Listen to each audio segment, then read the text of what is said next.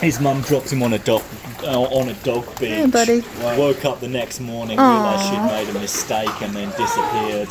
She was actually found. He was found by dog walkers the next day. He was hopping up the beach looking for her. That's and so actually sad. given himself gravel rash Baby. on the bottom of his chin. Wow.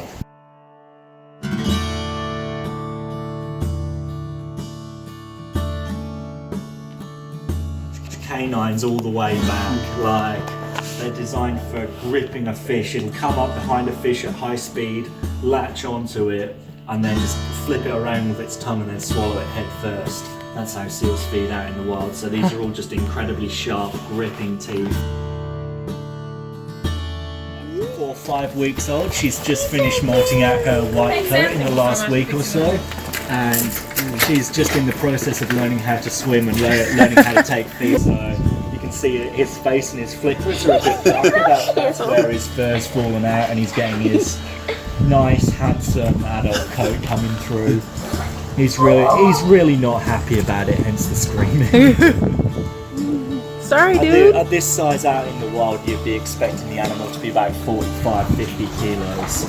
So he'd probably be a little bit longer than Gandalf is, but about 3-4 times as fat. He probably only weighs about 20 So where do kilos. they live when they're at this age out in the wild and they're all furry? Well, out in the wild, the mums will try and find a really deserted beach, preferably with a cave. But anyway, as far away from humans as possible, where they're not going to get disturbed, because Which is getting harder for them to do, probably. these guys can't run away. So what will happen is the second a threat approaches, the mum will just bail into the water, and she'll be watching from about 50, 100 metres offshore. And we actually have a real problem with that, is that people will go down to check the pups out, and the mum will see them looking for her and making sure that the pup's okay, and then she'll think, oh no, there's humans everywhere, I gotta go. And then suddenly the pup's been abandoned by human interaction. Wow. And there are, like you mentioned, times when the mum can't find a deserted beach and will just drop her pup anywhere. That's where Gandalf came from. Yeah. I'm not sure if you can see, he's got a little bit of scar tissue on the bottom of his chin. His mum dropped him on a dog beach. Hey, buddy. Woke up the next morning, realised she'd made a mistake, and then disappeared. She was actually found. He was found by dog walkers the next day. He was hopping up the beach looking for her. That's and so actually given himself sad, gravel rash baby. on the bottom of his chin. Now, he was so young, he still had the umbilical cord hanging off him, so we think he was between 1 and 3 days old. Frodo doesn't get on with anybody, so we put him with Hagrid, who's probably the most mellow seal we've got, until you point a fish at him when he goes mental.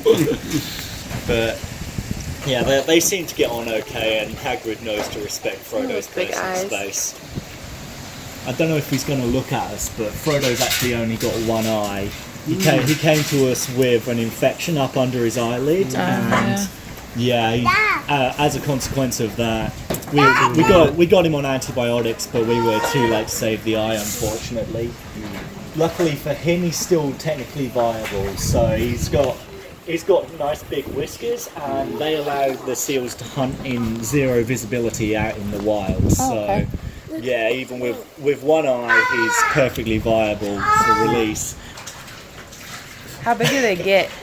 Well, a big male common seal will get up to about 2.1 meters, which is about 6 feet. Oh wow! And the females will be slightly smaller, and they'll weigh. As tall as Daddy and them. Okay. They'll weigh about 200 kilos. A big common seal. I'm not sure what that translates to in American money, but they're taking a bath together. Yeah. The greys get bigger. They'll get up to about 3 meters, and maybe 270 kilos, a really big one. Hey, these two are being friendly for a change. This is Ross and Dorothy. Dorothy's the one sort of facing towards us, but again looking up because she knows it's feed time. Rossa he doesn't care, he's just looking at the back wall.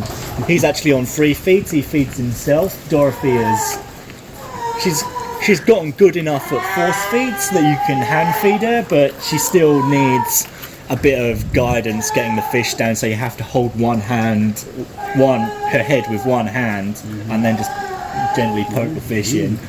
We're trying to get her to take fish from us underwater in an attempt to to educate her that fish come from the water, but yeah, that's proving difficult, especially with Roscoe swimming around just trying to nick everything. Yeah.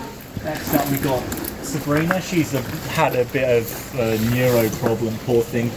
We actually thought that we weren't going to be able to pull her through, but in the last week or so she's really woken up. And is now one of our most active and aggressive seals, so she's doing pretty well. Fingers crossed she's back in the rehab program now. Who's out here? This is Glinda, who's looking at us, and we've got Samwise in there as well, but he's lurking on the bottom somewhere. Once they're out here, they have to do a bit more hunting for their fish, like obviously in the bath it's nice clear water and it's obvious where the fish are, so they just scoop them up and grab them. Out here they have to actually look around for it a bit, and they've got another seal or possibly multiple seals chasing them around. Here comes Sam now. But yeah, this basically just gives them a bit of exercise, gets them used to swimming, because most of them have been in a bath their whole life. And then, yeah, there's Sam. He's got the yellow on the back of his head. Glinda's got the pink. Yeah, they're in the water. Live fish in there? Now we can't use live fish for ethical reasons. There's a part of us that would like to, but because the fish have got nowhere to run, and so certain people are squeamish about that, we just have to keep giving them dead fish.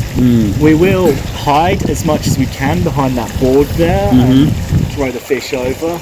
So it's almost as if they're hunting, and like the fish, they'll grab the fish before they hit the bottom of the pool, so they're onto it pretty quick. We do the best we can give them circumstances. Once they're doing well in here and they're putting on weight really well and competing really well with the other seals, we move them through to pre-release, which is hidden behind that fence. Basically we just want to get them disassociating food from humans. We don't want them to be able to see us throwing the food in, so at random times of day we lob the fish over a random part of the wall. They can't see us coming. We do our best not to let them hear us coming, and yeah, they only see humans when we go in there once a week to clean and weigh them. Once they've had that month in there and they've hit release weight, which is 25 kilos for the commons and 35 to 40 for the greys, then we'll start considering taking them out for release. So we'll take them back to the same coast that they came from. Like 90% of our seals this season came from the west coast, so we'll drive them over there. If we get through about 60-70 kilos of fish a day, and that's just at the moment. When it goes crazy in the middle of winter, we can have like 60 seals in here. They'll be eating 15 to 20% of their body weight each, so that is a lot of fish. I'm trying to do the math in my head, but yeah, we've got a lot of fish that we need to go through, and we'll just buy in like a pallet of frozen stuff and then defrost it as we need it. Is that salt water? She wants to know. Yeah, in these pools we actually draw up, we've got a little tidal stream coming up next to us on the other side of that hedgerow. So we've got a line running down to there, and we get our water from there.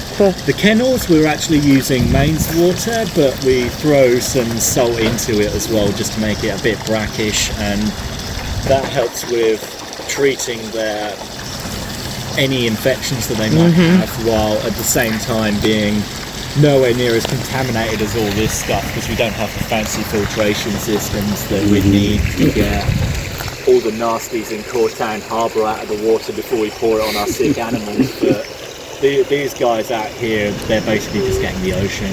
Yeah, because these guys have only been in here a day. They're a bit slower on the uptake. They come out of the kennels nice and fat, getting their food nice and easy. And then they come out here and they find they actually have to work a bit for it. Yeah, after they've been out here a couple of days, they'll work out what they need to do, and Dad, you can see the fish in the water. That's the main reasoning behind this great big fence. Oh, one caught one. Yeah, one in his mouth. But then she tries to take us on it. And she's still waiting to be fed. Yeah. But what? It is a whole It's bunch like, of food. hello. I think She'll she's work gonna it get one. out. I think she got one. I can see them on the grid. I'm still waiting.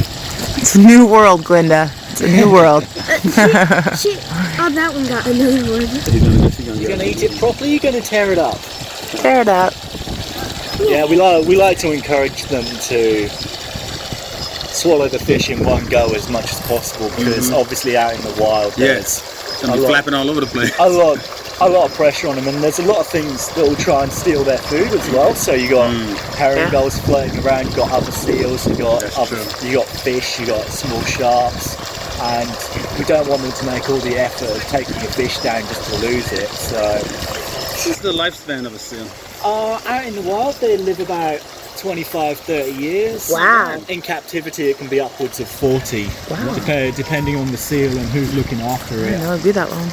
I worked at a place in the UK we had a seal who was 45 when I was there, and that's 5 years ago and she's still going. So Dang. that's pretty impressive. So Yeah. what's the gestation period. of a Try and female swallow seal? it. Gestation period is about 11 months.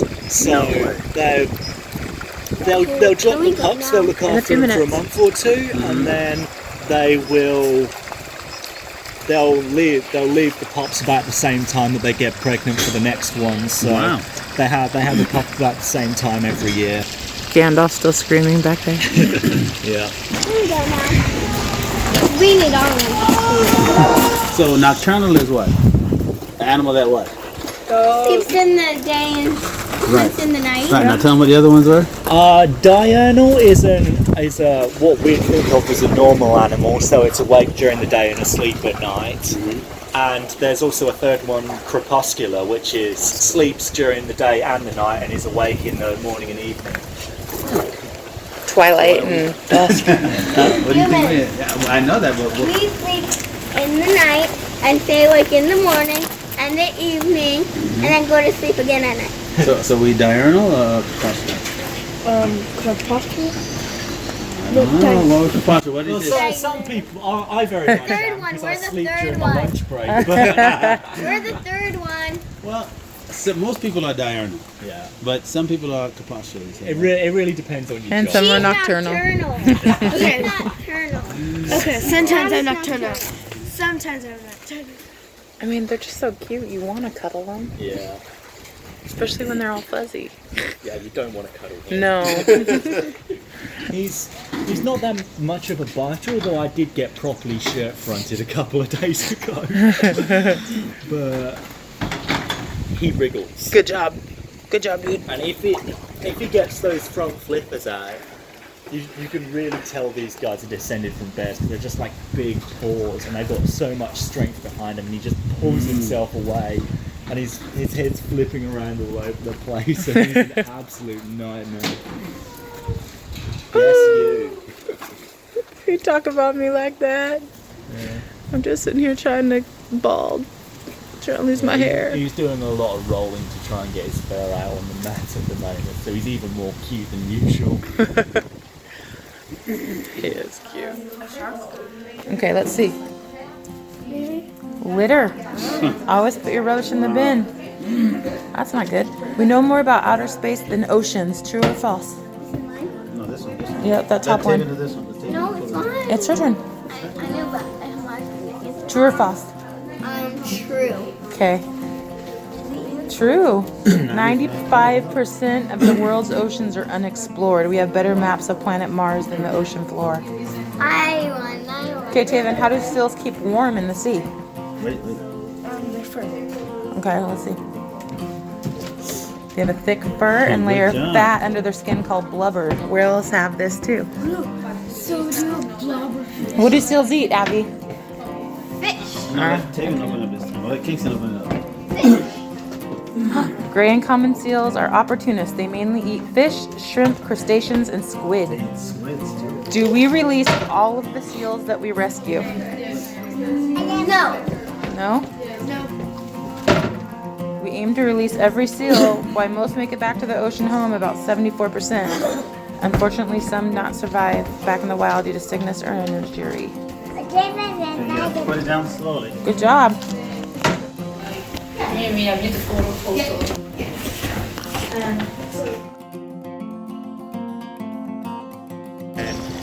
They've still got the little vestigial tail. That's just, it doesn't really serve a purpose other than to make a little poo windmill if you get on the angle. Pin it down. But yeah, they do have the little